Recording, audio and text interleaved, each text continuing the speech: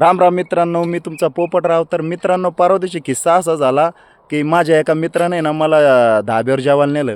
तिथं जाऊन बसल्यावर एक वेटर आला आणि वेटरला मित्रानं सांगितलं, "ज्या एक मटर की सब्जी लेके आ."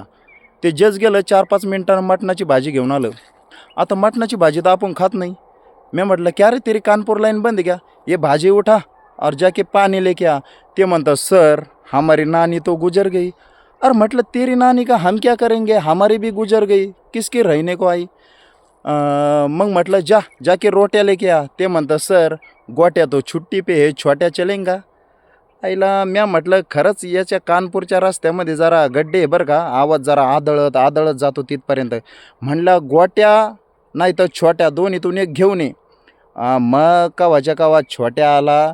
मग भाजी सांगितली, रोट्या सांगितल्या, सगळं काही सांगितलं आणि मग आरामात जेवण केलं आणि मग घरी आलो.